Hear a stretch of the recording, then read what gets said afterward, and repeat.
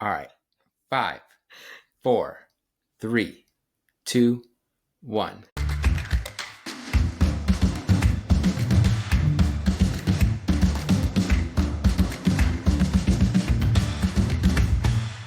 This is the We Got It podcast. We are your hosts, Abby and Jonah. And we are back, a couple days late because sickness decided to strike this week. But, I took a 3-hour nap. I got my little Hall's cough drops here. We're ready to roll. But not to detract from a big Sparty win. Let's go. Yeah. Woohoo. Spartans took on Western Michigan, defeating them 24. 23. Yeah, there's that safety to 6. I'm clearly doing great from the sickness. The brain is thinking thoughts, and we're going to let Jonah kind of take over this episode because clearly, I'm struggling over here. No, obviously the Spartans came out on top on Friday night against the Broncos, and kind of a little bit of, I wouldn't say a tale of two halves, but kind of feeling really good about the first half, and then kind of not so great feelings leaving the game after the second half. So we want to break it down for you, the good, the bad, what went right, what went wrong, and also kind of look ahead to next week's game against Boston College. Oh my gosh. Before we dive into all of that, once again, We Got It Podcast is an official podcast of Spartans Illustrated, and huge news that we've been sitting on that I've literally been so excited about, but because of legal reasons couldn't talk about until this week. Spartans Illustrated has gone independent, which is so incredibly exciting. Got our whole own new site that is beautiful. It is so wonderful to interact with, and I know that there's more developments and things coming that are just going to keep making it such a user-friendly space. But what has not changed with Spartans Illustrated going independent is just the same incredible news coverage of Spartan athletics, continuing to tell the stories of student athletes, which we talked about in our first episode of this season. That's just something that we get behind so much. But I think what's so important with supporting journalism and these sorts of things in this day and age, there's a lot of behind the scenes things that go on. And so, more than ever, I think Spartans Illustrated, and we would love your support. Please check out the new site. It's beautiful. There's going to be more cool things coming, but just simple things you can listen to our podcast directly from the app. Amazing things. It's just so much better as a user experience. I think there's going to be just a lot more previews of articles that you're going to be able to get to see. I think that we're going to be able to provide a lot more exclusive content for Spartans Illustrated subscribers. So we hope that you hear independent and see the new site and go woohoo, and not what the heck is happening. If you feel that way, reach out to us. We're super excited about it and would love to talk to you more about it.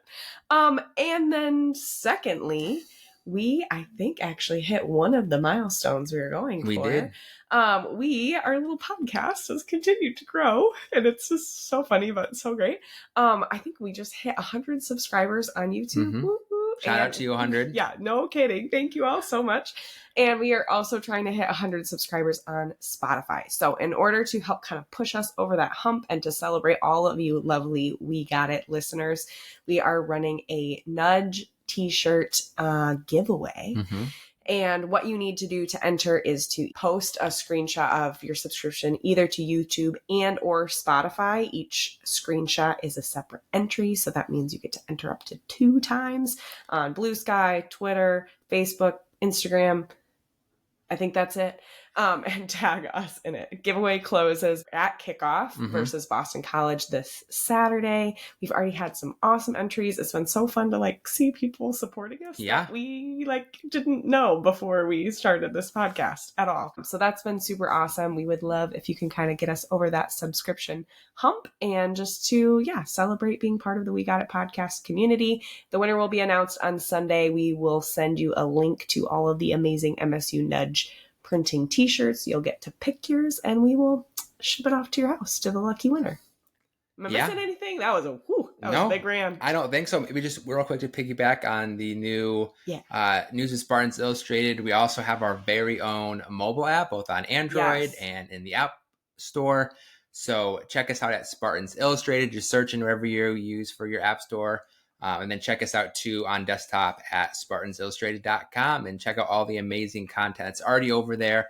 And that's going to continue to be over there throughout the season. I can't even explain how much nicer the new user interface is and just like how many cool features there are. And yeah, it's a beautiful, beautiful thing. We're very thankful for it. Okay, down to football. Yeah. Zip my lips, take over, sir. No, I don't want you to zip your lips. I just might start coughing soon. Obviously, on Friday night, the Spartans got off to a hot start, scoring touchdowns on their first 2 drives, as well as some impressive defensive moments. I think to start with the defense pitched a shutout against Western Michigan, not allowing any points. Only points that Western scored were coming off of a pick six from the backup quarterback. So overall, both halves, the defense really showed out, got off the field on 3rd and 4th downs, got to the quarterback, generated a turnover, got a safety. So I think that's probably just the highlight of the game. And obviously, maybe you'll say it's just Western Michigan, but you can't really do a whole lot better than pitching a shutout while also scoring points on defense and creating turnovers. Yeah, and maybe this is a conversation for later in the episode, but I'm going here now. I feel like any home opener against whoever, everyone's always like, oh, it's just FAU, or oh, it's just Western Michigan. Like, and I don't know where that's coming from, but it's just like the rhetoric that you hear. I don't care if it's about MSU, it's about anyone. And it's like, who cares? Like, you're doing what you have with what you have. I don't think that there's people, like, I'm thinking of the offensive line who are like, oh, I'm going to go hit with 80% because this is just Western Michigan. Like, no, they're going out there and they're matching up against guys. And I think when you have stiff competition, it helps drag out that extra effort from your guys. So just because we, with a defense, you really can't complain because they shut them out the whole game. But on offense or whatever it is, I think it's easy to be like, well, we should have run up so much more on them, or, oh, we should have gotten so many more sacks on their quarterback, like all these different things. And it's like, they got out there and they played and they won the game. Like, take what you can take from that and just eat the rest. You know what I mean? Like, I think there's just too much of this, like, oh, well, it's just this, and like qualifying wins and all this sort of thing. And I think we talked about this in our kind of preview episode where, like, in these kind of home opener games against these kind of teams, like, you don't really find out like what exactly this team is in a positive way. I think you can kind of find out maybe some of that in a negative way. Like we talked about, like, if you aren't able to run the ball or get to the quarterback or do different things like that against Western Michigan, the likelihood of you doing those against the Boston College on Saturday or the Michigans, the Penn States later in the season. And I don't think there was a whole lot of things in this game where it's like, oh man, like this is a major concern where I don't even know how we're going to hold up once we get to the tougher part of the schedule. Right. And something that I'm thinking back now too, that I'm really relieved. It's one of those things where you're like, don't notice that it didn't happen. Like, we didn't get a lot of dumb penalties, which is also just something that is huge. Granted, playing at home, but still, like, that's a great, like, okay, checking that off the list. Like, we got through Western Michigan without a bunch of dumb penalties. And I think for Michigan State too, like, they were able to kind of take control of this game very early, like I said, scoring on those first 2 drives, jumping out to a 21-0 lead at halftime, and kind of realizing that, like, they didn't need to show their whole hand in that second half. They kind of could be more conservative. Yes. Because, like we said, we got a game against Boston College on Saturday where Michigan State lost to Boston College last year, and they're highly motivated to get that win.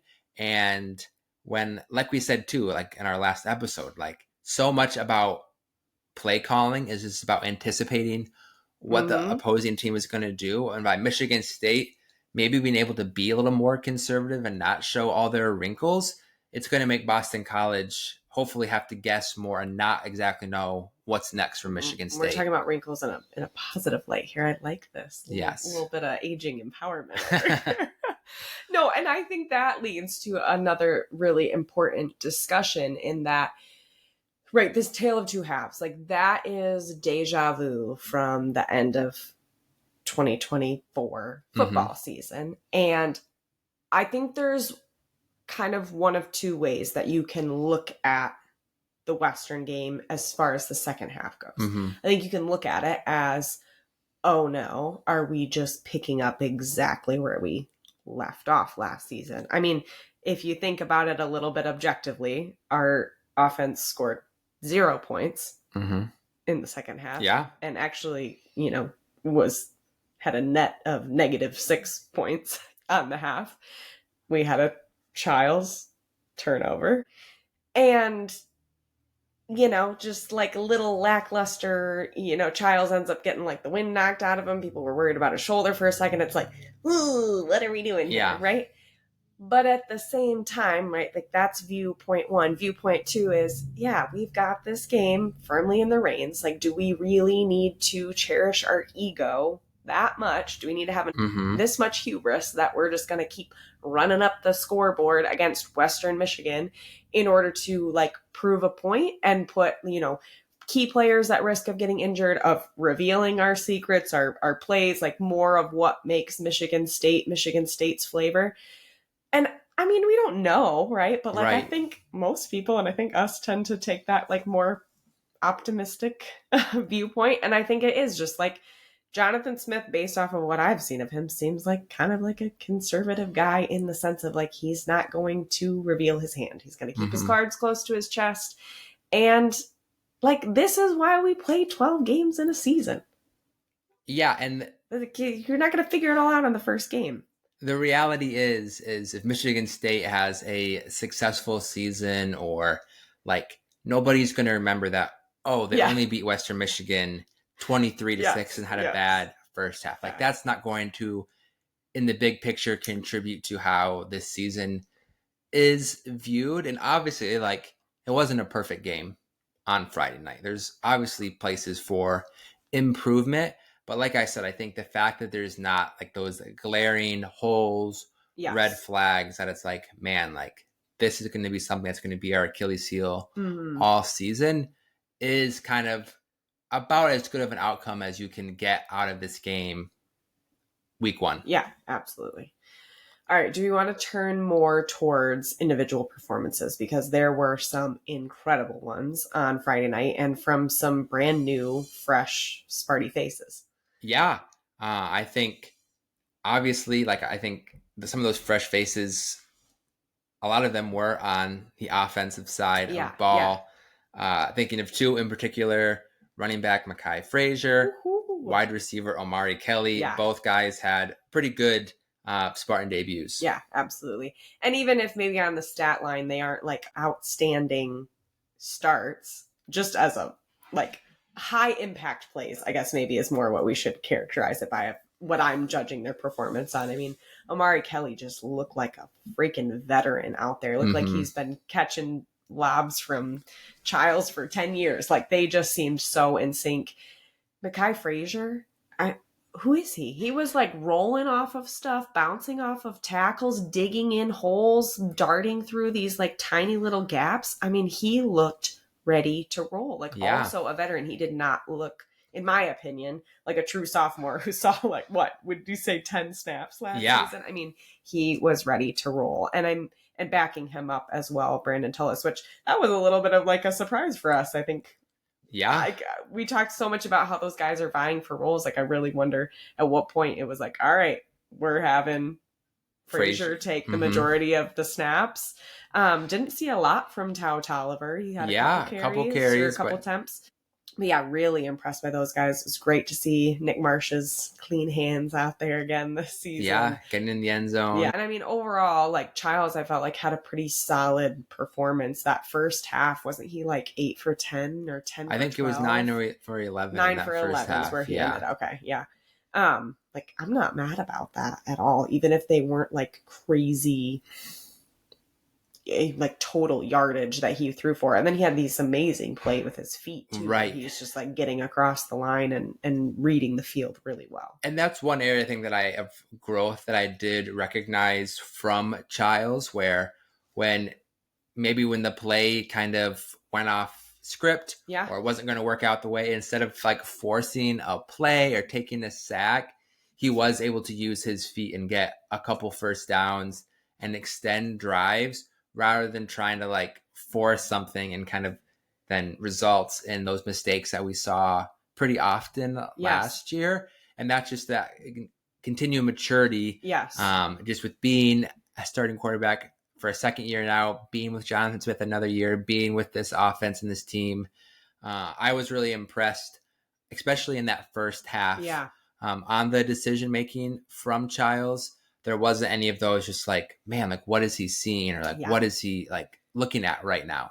And I think too, we saw more of like what we expected, hoped for last year from Childs in the like, this is a dynamic quarterback that can kind of do anything and everything. And I think we kept talking about it last year without a lot of evidence for that. And already in this game, just to see those sort of like snap decisions, that's something that we talked about is just going to be so key. You know, can he continue that in more like high pressure, more meaningful game scenarios? Like, we'll see how that plays out with the rest of the season. But yeah, super encouraged to see that in the Western Michigan game. I think it was clear to me too that the coaching staff, like they were trying to put him and the offense in positions to kind of build that confidence. Like they weren't being super aggressive with a lot of downfield throws or they were kind of just doing a lot of like screen passes or kind of short yardage passes just to kind of see those completed passes, see those balls in the hands of his wide receivers and kind of get that confidence that way. Like repetition, right? Like that is what helps build confidence, is being able to get successful repetitions. It's errorless learning, essentially. Right. So even though maybe he wasn't making all of these crazy throws or they were all these big plays. But we know he has the arm. Right. Like that's not the question. But when you contrast it to last year where his very first passes at Spartan is intercepted. Yeah. Like I can't imagine game one at Spartan Stadium, stadium's rocking. Yeah. And then just all the air. Mm-hmm. Wow, how did I forget about that? I think I just repressed negative. But then, Spartan memories. Yeah, but this year I think they just wanted to set him up strong to kind of get those completions early, get that confidence. That way there wasn't that thing in his back of the mind where he's like, man, I have to make up from this mistake of this interception from the get-go. Yeah. And to like thinking about the error, the fumble, the turnover in the second half, again, it comes back to so much of like what position had Childs got put in. I mean, I think it was like the third or fourth time that he'd gotten sacked in the half. Mm-hmm. And so, you know, a lot of that is just like he's getting hit hard. He doesn't have time to be able to do things. Yes, we want him to be able to hold on to the football. And so like, let's take a step back and look at what was going on the offensive line that allowed those things to happen. Obviously, I'm terrible with names, but Western Michigan had was it linebacker? That Tucker, was just like had Child's number and had our O-line's number and was sneaking through. But Luka Vinchik, oh my gosh, I can't say his name, was out with like some sort of foot something. So we already have him lost from the offensive line immediately. And then like we were talking about this last week, they're like throwing the right and left tackles around, trying to figure out like the right combination. And so I think there's some of those things that's like, yeah, you're going to have to work out that stuff. And just because you are playing a Western Michigan doesn't mean that they can't have a great player like a Tucker who is busting through your O-line. Like those are the things that Western Michigan is like a safe environment to figure that out in. So I definitely think there's still like room for our offensive line to make some improvement. And it is slightly scary that having a single injury can, you know, shake things up that much. Or I don't even know if it's an injury. Didn't Jonathan Smith say it's like a flip thing? Yeah, I don't know. It is what it is. But I guess I'm just saying, like, let's look at the situation that led up to the Child's fumble. Right. It's easy to just like pin it on him, but what are all the factors that contributed to that? Yeah, obviously you did have an injury. You had a guy like Connor Moore in his first start at the FBS level. You kind of have some of those, like still figuring out where everybody fits in the offensive line puzzle. So obviously not, I don't think it's something that we need to be like panicking about, but also something like that's something that we would hope to see some improvement with this upcoming week against Boston College, because Childs is going to need to have consistent time to throw. And I think some of those issues could extrapolate and worsen against better competition if some of those things aren't fixed sooner rather than later. Yeah. All right. Do we have a player of the game against Western Michigan? I think you got to go with Mekhi Frazier, if I'm being honest. I mean, obviously, I think the offensive line did do a really good job at creating holes and creating push for him to run through. But also, like you said, like he was also missing defenders, bouncing off tackles, and kind of making things happen on his own a little bit. And in a way that we haven't really seen from a Spartan running back in quite some time. So very encouraging. Absolutely. Yeah. I mean, the legs on that guy, I was just really impressed the way that he just kept digging in and kept going. Wholeheartedly agree. Mekhi Frazier. First, we got podcast season 2 player of the week. Congratulations. Let's go. I'm sure he's honored by that. Yes, he's probably one of those 100 subscribers on YouTube. Mekhi Frazier, we love you. Don't go anywhere. Amazing. All right. Anything else we want to recap about Western Michigan? Do we want to talk at all about the defense at all more? Yeah, I mean, I guess I just, in general, just like, way to go, defense. Did a great job. I mean, while our offense got us -6 points in the second half, the defense got us 2 points. Yeah. Let's go. Our only offense in the second half. Right. I think, throughout all the night, they were just kind of moving all over the place. One thing I think I was most impressed by was the tackling. Yeah. Like, there was a sure tackling in open space.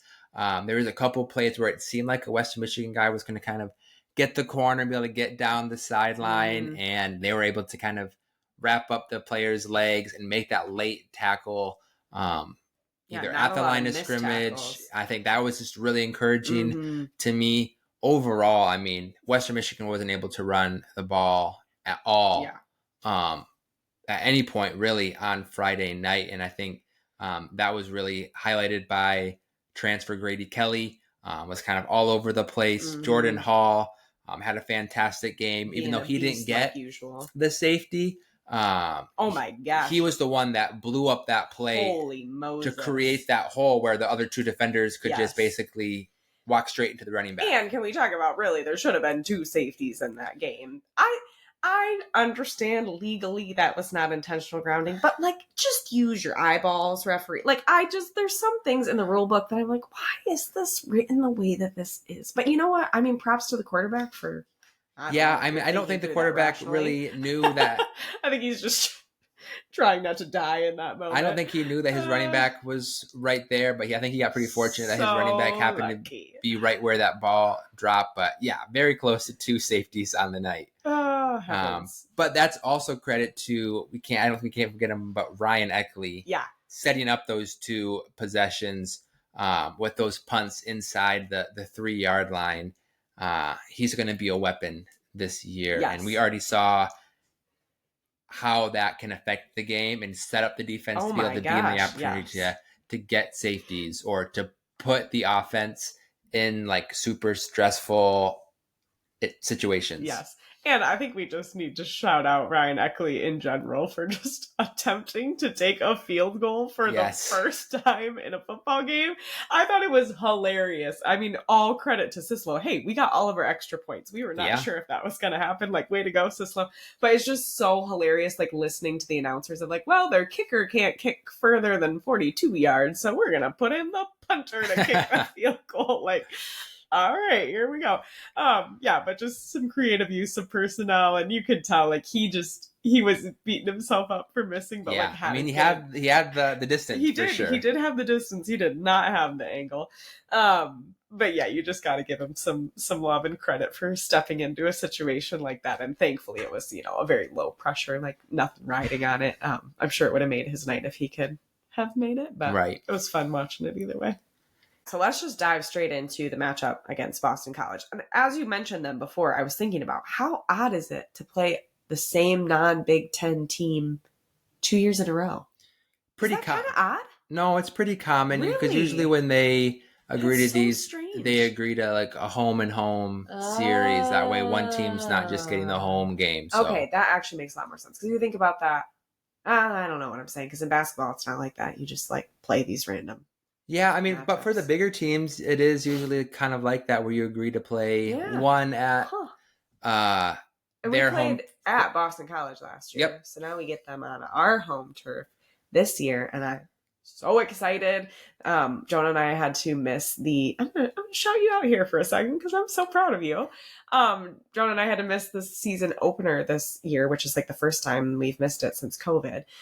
Because Jonah and my dad and my brother-in-law were biking in the Dalmac, which is a cool bike event that takes place. People start as far south as Lansing and bike all the way up to the Mackinac Bridge. So Jonah was hustling his little booty off, biking all weekend. We were catching the Spartans game from hotel and restaurant, and like trying to keep everything straight. But we are making our season debut at the Boston College game this weekend. I am so pumped. I'm ready to kick this cold out of my system so that I can fully enjoy Saturday. Yes, all the festivities. So, Jonah, tell me what I should expect from Boston College. We're seeing him again for the second year. What's your prediction? What's your thoughts?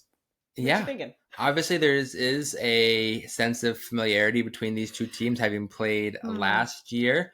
But I think a lot of new faces on both sides of the ball. I mean, that's just college football these Boston days. College quarterback Thomas Castellanos ended up transferring to Florida State, who just took down Alabama this past Saturday. Holy Moses. So they're kind of getting a new quarterback up to snuff. And he actually missed practice on Tuesday of this week, so he might be a little banged up. Question if he might play. I'm not exactly sure. But I think in that regard, like it doesn't seem like they're going to have that dynamic quarterback that they did last year in Castellanos. I remember him being just a beast out there. Providing a lot of issues for the Spartans. One thing that stood out to me, Boston College had a pretty dominant win in their opener against an FCS opponent, but their offense really struggled to run the ball. I think they ran for about 3.5 yards per carry against an FCS team, whereas I think Michigan State was in the 7s against an FBS opponent. So quite the stark difference, and as well as Michigan State's run defense was going to be like, that's, I think, an area that Michigan State can hopefully like really take advantage on and put Boston College in those predictable passing downs where then things kind of become easier, where you know what's coming, you know kind of what to expect. So not overconfident, but we're feeling pretty good. I mean, just aside from the fact that like MSU is going to be coming for blood and you're on our home turf. Right. Like all those things combined, Boston College not having a great run game, us having a fantastic run defense, them maybe not having a super healthy quarterback. This is sounding like some positive news for the Spartans. I'm just excited to be back in that environment again. I was very sad to miss the fireworks in the first game, but I'm ready for them this week. Very grateful that our scoreboard didn't like catch on fire. Like, what was that, Georgia? I didn't hear anything about that. Like scoreboard, they like added pyrotechnics or whatever, and their scoreboard caught on fire. So J-Bat knows what he's doing. Yeah. Way to go, J-Bat. We appreciate you. No fires in Spartan Stadium, please. That would be great. I think it's going to be a great environment for this football game. The weather's looking really good. If you remember last year, the Boston College game was kind of like a downpour the whole game, which contributed just a lot of the weirdness to that game. But like you said, Michigan State is very motivated in this game, kind of listening to the coaches and the players kind of throughout their media availability this week. They're all kind of echoing as like last year's game is very much in their mind. And motivating and pushing them to kind of reverse the script at Spartan Stadium. And I think Michigan State is probably an improved football team, and Boston College lost some pretty important pieces to their team last year. So really, this is a game you really hope the Spartans can show out and win. Kind of their first test of this year, first Power 4 opponent, and really just kind of like a launching point to this season. Because if you can kind of get this win, you have that momentum going into Big Ten play. Whereas if you lose this game, then you're going to have a lot of worry. You're going to have a lot of things that you're going to be like, having to figure out going into one of the toughest schedules in the country. Yeah, and you're having to start from 2 steps back instead of being at where you should be. Right. But I'm really excited about that. I think one of the things that you're really going to have to see an improvement on is that pass protection, where at times wasn't at a high level against Western Michigan, and really, allowing Childs to have that time to make those throws, to make plays on his feet, to be able to put this offense in a good position to score points. Because if he's having to run around in the backfield all night, if he's on his butt, like that's going to make things a lot tougher to be able to pull out this victory. So hopefully they've kind of maybe found some combinations that work. Guys feel more comfortable. Hopefully you'll have Vinchik back to be able to kind of give some stability to the offensive line. So I think that's kind of the main thing that I'm hoping to see improvement from. Yeah. But then also too is just like continuing that intensity and effort and focus throughout both halves. And like you said, like last year, that really was something that plagued the Spartans and kind of showed itself a little bit last week against Western Michigan. And can they lock in for those 60 minutes? Can they have that focus? If they're up by 7 at halftime, if they're down by 7, can they continue to have that gas in them to continue the game for all 4 quarters? Yeah, absolutely. All right, before we wrap up this segment, what is the thing that you're maybe looking forward to most about being back in Spartan Stadium? Yeah, I mean, I think some of just like the improvements that we saw on Friday. I mean, just Little Caesars Pizza, let's go. The game day experience with, Little Caesars, the new concessions. I heard the lines were quite long. I'm so stressed. Please tell me they didn't get rid of the ice cream cookies. No, the Melty Moments is still in the building. That was going to be like a whole... Okay, I'm good. I went down a dark path there for a second. We're good. Everything's fine. Okay, Melting Moments, Little Caesars. I think just the fireworks, the kind of the lights they're adding to just enhance that experience. I think it's going to be a packed out Spartan Stadium. It was packed out on Friday night. I think it's going to be a charged environment. So I think all of that stuff you're just going to feel more and more. And those games at Spartan Stadium when it's packed, everybody's into it. There's just electric, and I'm looking forward to experiencing that. I know that probably everyone feels this way about like their team, but I swear there is actually nothing better than like just being on campus in September or October in East Lansing, which is so random. People who know me, I'm going to get some hate for this. I don't love Lansing. I'm sorry. I grew up near Lansing. Ugh. East Lansing in the fall, like heaven. Mm-hmm. Oh my gosh, that campus is beautiful. There's just something to the environment. Like, it's just so great. So I will be completely honest in that, like, Lansing's got its moments, but East Lansing in the fall. Yeah. And beautiful. I don't even need to be like at a tailgate. I can just like literally walk around campus. Yeah. I mean, tailgate environment.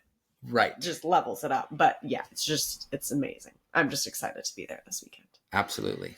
All right, we are going to dive into our rebranded Spartan Seminar this week. And we really want to make our podcast, I know you're so sick of hearing this, but we're just going to put this out here yet again. Our whole tagline is MSU Sports for Everyone. We want everyone who is an MSU fan to feel like they have the tools, the conversation topics, the questions to ask, the terminology to use to be able to participate in the great conversation of MSU sports. And so we really tailor these like Spartan Seminar moments, segments to help, maybe you're hearing something that you already know. If so, I'm sorry, maybe you just turn us off or you stick around because we're weird enough to keep listening to. But maybe if you're somebody who doesn't feel as comfortable about sports, you learn something new and then you're able to apply that to the Lions game when you're watching it on Sunday, which Lions are back this week. Woo woo. Or yeah, you're talking with your coworkers or just for your own personal fulfillment and enjoyment of the game. So this football season, we are going to focus our Spartan seminars on a different position each week. Now, we're not going to go back to okay, so the quarterback is responsible for throwing or passing the ball. No. But we're going to talk about some of the nitty gritty stuff that maybe I don't always know these things, but I hear all these terminology getting thrown around, which we kind of tried to break down and cover last season, play action or RPO or whatever these different things are. And so talking about some of the specific terminology and maybe some of the very unique aspects of some of these individual roles on the field. So, at the expense of being a little cliche, we're going to start with the quarterback position this week. And a lot of this came up just through a really great discussion that you and I were having the other day of so many people understand the fundamentals of what a quarterback's doing, right? But really thinking about, and this is where I'm going to kind of ask you questions, we've talked about child's development of this decision making. So what kind of decisions is he actually making in the moment? So we want to break down, I think, at least a couple of terms here. Yeah. And maybe you just want to get us started with general overall quarterback role and vision. What is, if you had to put it in a sentence or two, what is the role and vision of a quarterback? Yeah, I think to start off with in the last couple of years, especially in college football, the quarterback really is the voice of the coaching staff on the field for the offensive team. I know the quarterbacks usually are the only ones that have an earpiece that they can be communicated with from the coaching staff. So when it comes to calling plays or maybe calling a audible at the line of scrimmage, and an audible is where you're changing the play from what was previously planned. Right. Okay. So they're the kind of ones that are communicating what the coaching staff wants to be communicated to all the different players. And if they're not doing that well, if they're not doing that clearly, if they're not doing that accurately, then things can go awry pretty quickly. So you want to be able to have somebody who's trustworthy, a good communicator, somebody that the team respects, somebody that the team listens to. That way, when they're in the huddle or if they're at the line of scrimmage and he's calling out different things, they're going to listen and they're going to know what that means and how that should affect the upcoming play. And I can imagine that that's something that's probably underappreciated about quarterbacks in general. We think about them as being the most athletic or the most smart tactically about the game, but they also have to be really good interpersonally. Yeah. And they have to be wise about how and when they use their words. So that's already a huge thing that I think maybe not a lot of people realize about quarterbacks. What is maybe something that, thinking again about the role and the vision, so there's essentially three things that the quarterback can do once they have the ball. So the ball is snapped to them by the center.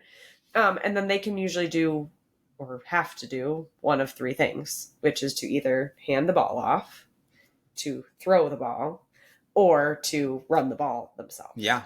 How you do that, in what order you do that, or what option you choose out of those three could then set you up for many different, we'll say terminology. Yeah. Right? So I've heard the terms, you and I talked about these, and I'm going to see if I can remember them.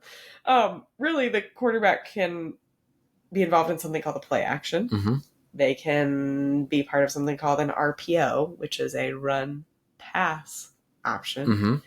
And then they can also be part of something called a read option. Yeah. Correct? Okay, walk me through those.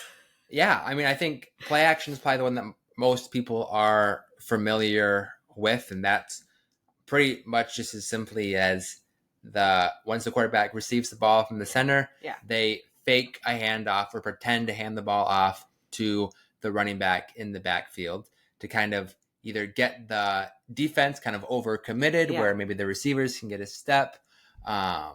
And then they instead keep the ball and then kind of drop back into a passing play. So for my little like literary word brain, it's like pretend, action, play, action. You're playing at handing off the ball, but you're not actually doing it. Right. You're going to pass it. Okay, cool. So this is where I feel like things already start getting fuzzy. And you use this term that maybe this is silly, but kind of blew my mind of like thinking about football like chess, like really fast chess. Yeah. And like you're just trying to like constantly confuse and obfuscate like what you're doing so that the other team can't really see it. And obviously you're doing it in a different manner. But that was really helpful for me to think about. So play action is one of those things that you can do to try to help confuse the defense and essentially give yourself more time to pass well. Talk me through a run pass option or an RPO. Yeah, so an RPO is really when going into the play, the quarterback has the opportunity to really read the defense both before the snap and after the snap and kind of decide what is going to happen with that play. So usually the RPO is going to be out of the shotgun position, so they're not directly behind the center, but lined up a couple yards back. That's where the center's kind of like hiking it to them. Yep, and the running back's going to be next to them. Okay. So once they get that ball, based off of the defense and kind of what they're seeing, maybe they see a linebacker blitzing, or they see that the safeties are in a cover 2, or that it's Nick Marsh is being covered man to man. Yeah. He has the option then he could hand the ball off to the running back. Yep. He could stay in the pocket and pass. He could roll outside of the pocket, and either make a play on his feet or throw the ball, or he could immediately decide to run the ball once he gets that ball. So it's almost like a planned live ball audible. Like essentially like we're running the play. We have a plan of what could happen, but ultimately like the quarterback is going to decide in the moment. And everyone knows that, right? Like they know the whole offensive line, the whole offensive personnel know that they're doing an RPO ahead of time, correct? Yeah, in most cases, there's times you can try to fake out again the defense, where they know that, hey, maybe they're in this formation. Yeah. They can do one of these 3 things, and it's predetermined that they're going to do option A. Yeah. But they try to fake option B to kind of get them off balance or whatever. But it really comes down to split decisions by the quarterback. They have to make in a fraction of a second, because really just based off of the angle of like how people are coming off the line. You can't wait 1 or 2 seconds to decide to hand the ball off to your that's going to lead to fumbles. Running back. It's going to lead to defenders in the backfield. Or you can't wait until the very last minute to decide that, I'm actually going to run the ball myself with this. Like, punched in the you have to be able to read and react to things that are happening in real time, because if you don't, then it's going to go awry. And I think you might see more and more of that from Michigan State this year, because there is that increased trust in Childs. There is that increased maturity. I mean, hopefully as the season goes on, we kind of just see on the field the improved decision-making, because when you have a quarterback that can execute that at a high level, it just makes things really hard for defenses to know exactly what's going to happen, because really any given play could be a run or a pass. Right. And there's no real way of knowing until that quarterback makes the decision. Yeah, absolutely. And we're going to have to put a pin in my question right now, because I'm thinking about what does the running back do if he's like, do I take the ball? Do I not take the ball? So we'll come back to that when we talk about the running back position on another Spartan Seminar. So then let's get into the last terminology that I have confusion about, which is a read option. And this is where I'm like, how is this any different from a run pass option? Yeah, a read option is really going to be like a more simplified version of that RPO, where there's probably not going to be a passing element Okay. involved in that play. It's either like the running back's running it or I'm running it. Right. Okay. And just like an RPO, where the quarterback has to make a quick decision, in a read option, the quarterback is usually reading one specific defender or two specific defenders and seeing what they do. Yeah. So, for example, if the quarterback is in a shotgun position with the running back on his right, the read will be first either a handoff where that running back's going to run one direction or the other, or to keep the ball and kind of run the opposite direction of where that running back was going to go. So if you're seeing those defenders really get the jump on the route that the running back was going to go, maybe that's where you're going to actually fake the handoff and do it yourself. Right. Or if you see that defensive end who is on the opposite side of where the running back is supposed to go is cutting inside really sharp, like overcommitted, maybe you can keep that ball and run to the outside and have a pretty big hole for that. But it's just, again, more and more things that the offense can do to really keep the defensive guessing, and kind of putting that power in the hands of the quarterback. And when you have an athletic, mobile quarterback like Childs, it just opens up those opportunities even more. Totally. Because they have to be thinking about really all three of those options, either running back designed run or a quarterback run or a pass on any given play. Yeah, absolutely. One last maybe set of questions related to the quarterback. And I actually kind of love that we're doing it this way, because I think it helps us like cover a lot of terminology and keep things in more of like a cohesive nature. Because sometimes I feel like it's like, oh, I learned about like this one random penalty or like this one random thing. So I'm hoping that this will invite more like discussion like this.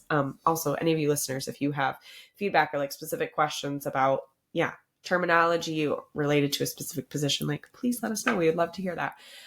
One last dumb question. So we talked about like the shotgun formation, which is where you said the quarterback is, obviously you see the quarterback lined up in different positions. Is it really just the shotgun and then like where they're under center? Under center. That's the other term now. See, I'm learning new things all the time.